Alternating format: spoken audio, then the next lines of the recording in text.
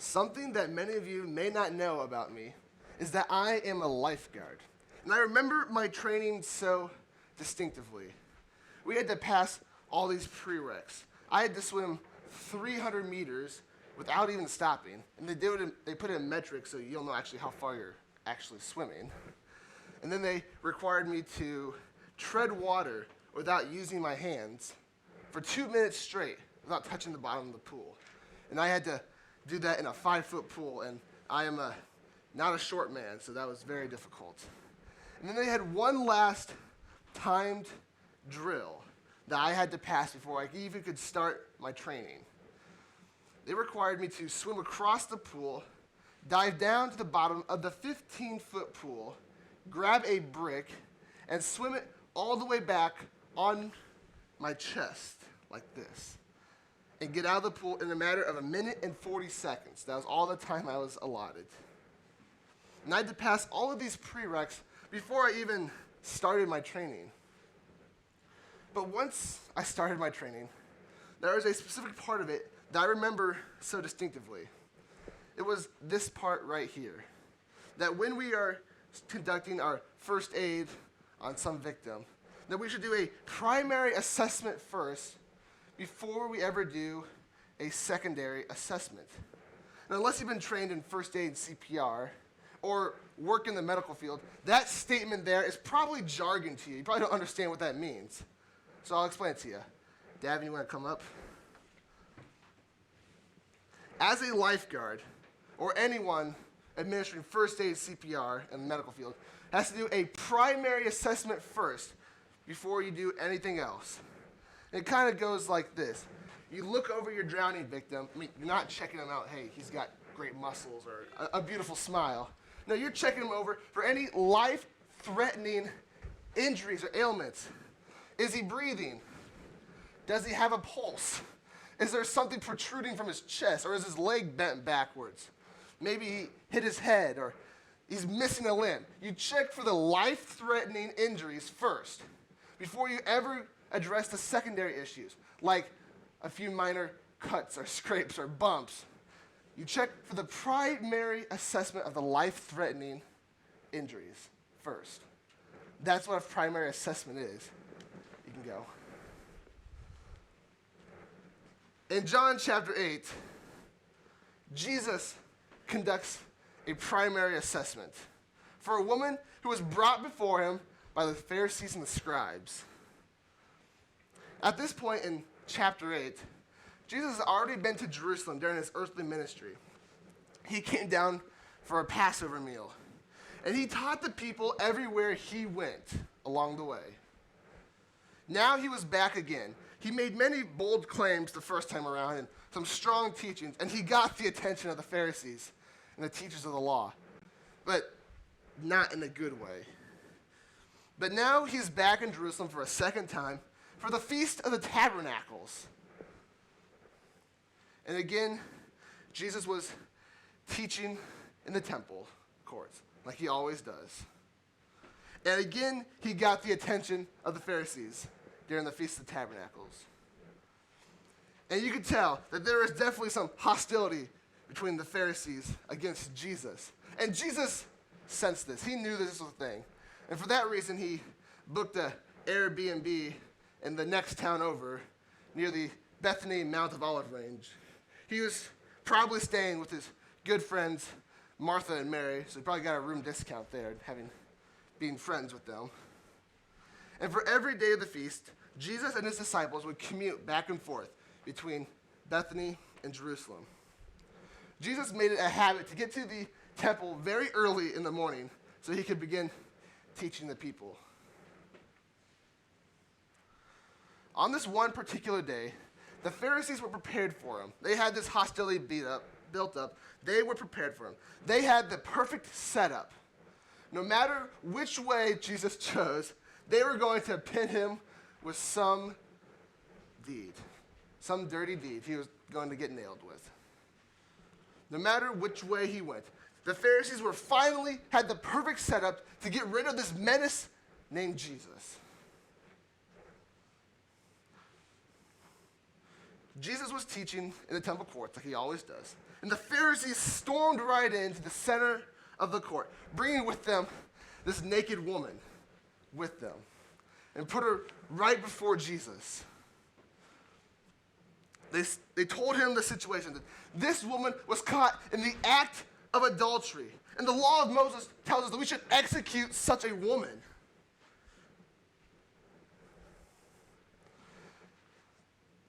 And notice, she was caught in the act of adultery. Not accused of adultery, no, in the act of adultery. Like bedsheets still warm adultery. And she was brought right before Jesus, set there at his feet. And no matter which way Jesus went, the Pharisees thought, we're going to nail him with something. It was a setup of all setups.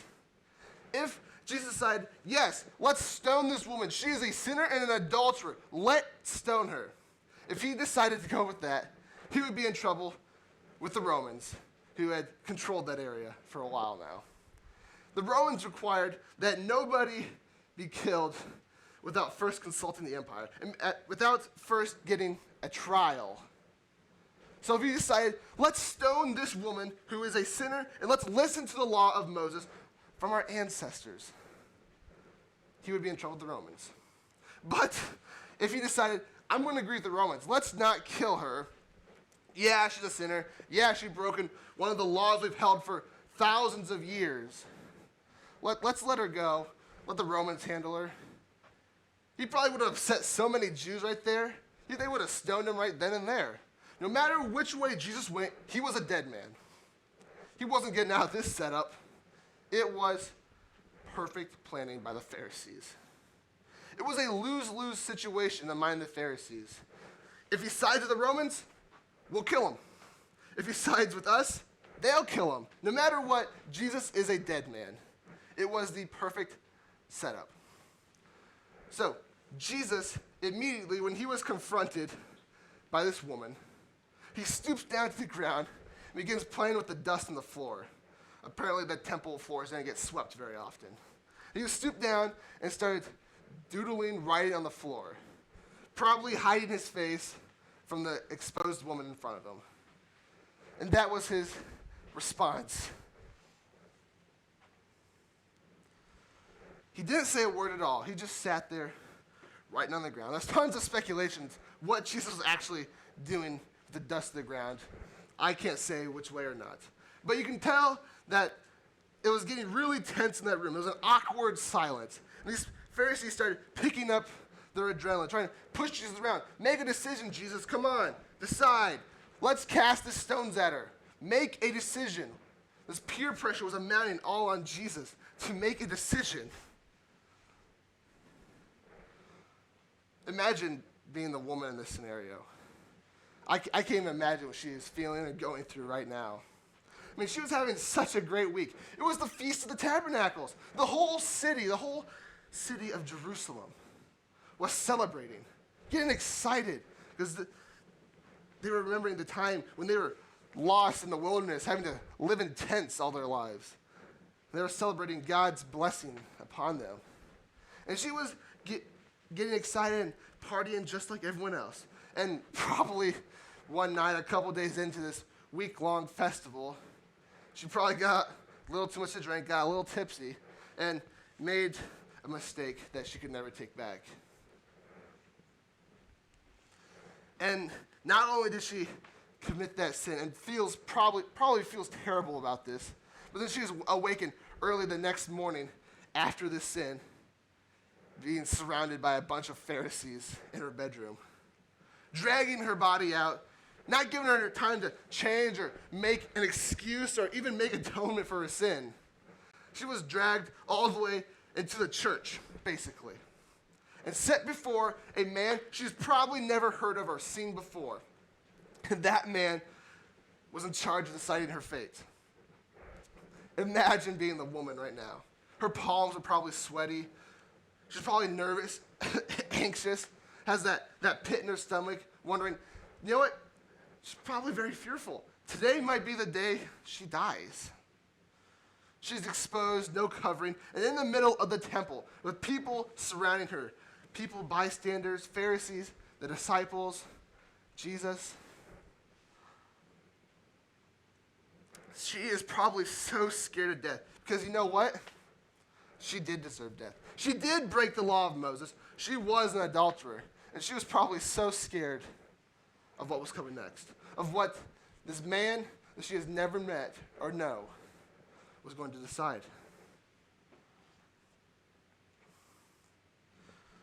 You can just feel the whole crowd just pressing in on Jesus, wanting him to make some decision, putting this peer pressure on him. Jesus, make a decision. She deserves to die. She broke Moses' law. That's handed down to us from generations on. Finally, Jesus got up and addressed the crowd. And there was a silence among them. He said, "He who is without sin that is among you, cast the first stone." Awkward silence just covered the whole temple court. Pharisees are rattling their brains. How is this possible? He didn't choose any of our multiple choice answers we gave him. He had to fill in the blank. How is this possible? Jesus completely called our bluff. There's no way that Jesus just did that. And slowly by surely, that temple court got empty. The oldest and the wisest left first because they knew they had been beaten. They knew that they should cut their losses and get out of there. And all that was left was Jesus and the woman left in the temple courts. Checkmate. Jesus asked the woman, "Woman, where are your accusers? Is no one here left to condemn you?" And she responded, "No, Lord, they're not here." And he says, "Neither do I condemn you. Go on and sin no more. Go on and live your life." Checkmate. How often are we like those Pharisees? We see others and we think we are better than them. We get this high and mighty attitude among us.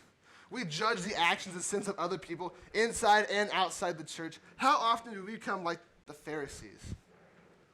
I know I have before. I've been in that situation. And it took someone to call me out before I ever realized what I was doing, realized my attitude. That is what Jesus did for the Pharisees in this situation. He called out their actions and their hypocrisy. I mean, seriously, man, these Pharisees didn't care at all about actually upholding the law of Moses. They just cared about their power and getting rid of Jesus. I mean, their hypocrisy was so evident. Like, where is the man in this situation? They brought over this woman, but she said she was caught in the act of adultery. Where's the dude? The law of Moses commanded that both the man and the woman should be stoned for their sin. Man wasn't there. Jesus saw their hypocrisy. He saw that the Pharisees did not care about actually obeying the law, upholding the law of Moses. They had a selfish ambition they wanted to fulfill. And he responded to them with this one saying, "Whoever is without sin, cast the first stone." All the Pharisees are sitting there knowing, yeah, we've sinned. Yeah, this whole scenario was a sham. Can't cast that first stone. Checkmate. Game, set, match, whatever phrase you want to use. Either way, Jesus got him good. And that was the end of that. So when we are in a situation similar to that of the Pharisees, what should we do in that scenario? When someone calls out on our crap, calls out on our attitude that we have, this high and mighty attitude, what should we do? We should drop the rocks. When we're called out in this scenario, we should drop the rocks that we're holding. Because there was once a time when we were in the same situation as that woman, where we have just sinned and we were scared of what the results would be. But Jesus forgave us in that scenario. So when we are in that scenario of being the accusers, we should drop the rocks. Drop them. In our story that we had just told, Jesus is a lifeguard. Before anything ever happened, when that woman was first brought before him, Jesus did a primary assessment of the woman. He noticed the one thing. This woman needed saving. Yeah, she had other issues. She has problems. She was a sinner. She was an adulterer. She messed up good. But that primary assessment led just the result that this woman needed saving, both physically and spiritually. Those other issues, they were secondary assessment issues. But the primary assessment led him to the results that this woman needed saving. We as a church are also called to be a lifeguard. And you know, we can't conduct a proper primary assessment until we drop the rocks.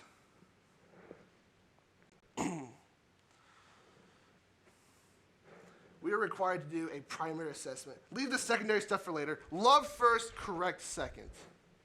You can't do a primary assessment until you drop the rocks. So, when that gay lesbian couple comes up to you and needs help, what do? You drop the rocks. When you are confronted, or when that couple comes into your church that you know is shacking up and living a sinful life, you know what you do? You drop the rocks.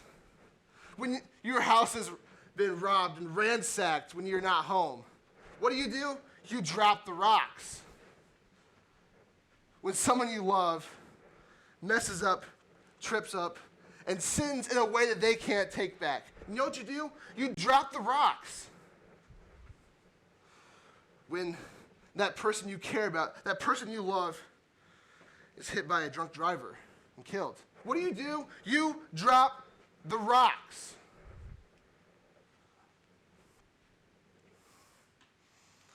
When you are approached on the street by a homeless alcoholic, what do? You drop the rocks. When this woman comes to your help, comes to your need, that you know when she was 17, had an abortion, was a baby killer, what do? You drop the rocks. And you love first. Drop the rocks and love first. The church has been called to be the world's lifeguard.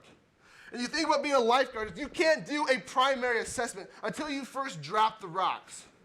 You can't fulfill the needs of Jesus. You can't be the hands and feet of Jesus until you drop the rocks.